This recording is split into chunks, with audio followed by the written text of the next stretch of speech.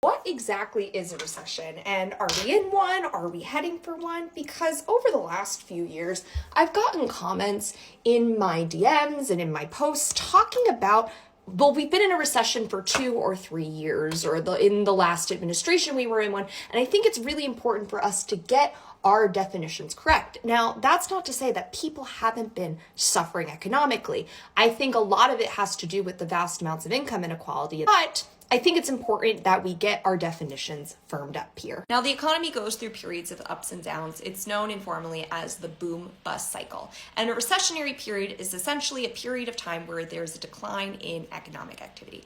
Now, the National Bureau of Economic Research is a team of economists that determines whether or not we are in a recession. And the general basic rule of thumb is that a recession is when we have a decline in GDP during 2 consecutive economic quarters. Now, we actually have data from the St. Louis Fed that shows us how GDP has increased or decreased since around 1945. And you can see from this chart, these gray areas, those are the areas where economists have determined we are in a recession. You can see from this chart, the last time we were in a recession was in 2020. That was during the COVID-19 pandemic. People were losing their jobs. There was a lot of economic activity. People weren't going out and purchasing things. You can also see identified in this data the Great Recession of 2008, again, plagued by these mass layoffs and lack of economic consumer activity. That's generally how we think about what happens to consumers during a recession. You might be asking yourself, well, Sarah, in 2022, didn't we experience 2 quarters of consecutive GDP decline?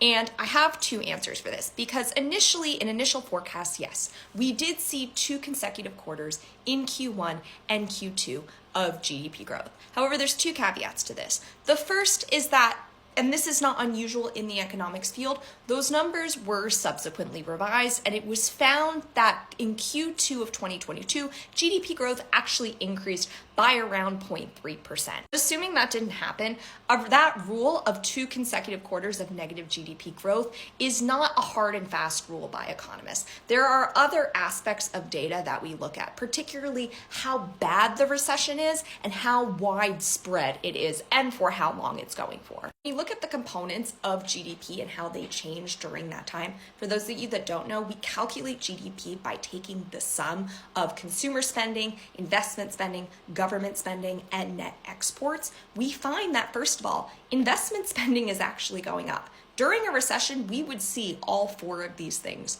to decline in general. The other thing that we see is that most of where this change is coming from is coming a lot from net exports. And economists theorized that this was happening because of the war in Ukraine, because there were businesses that were worried about the shortages that might happen and therefore were front-ending a lot of the imports that they needed for their businesses to survive. And so the economists who determined whether or not we were in a recession theorized that this was just a temporary thing because of the war, and they ended up being correct. The other question I get is, are we technically heading towards recession? Do the economic indicators suggest that? Now, what I will say is that the Atlanta Fed, as of February 19th, said that GDP was growing at an annual rate of 2.3%. We would consider that to be a healthy GDP rate. However, there is concern that this indicator that the Federal Reserve Bank uses, it's not a foolproof system, but it's known as the inverted yield curve, has shown some concerning evidence. I can go into more detail about what the inverted yield curve is and why it is used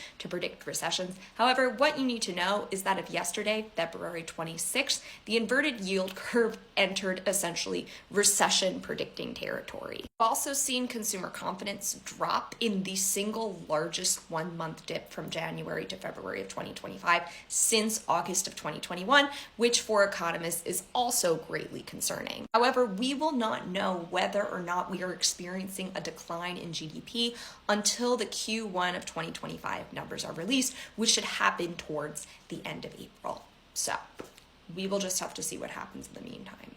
And as always, if you have any questions, let me know.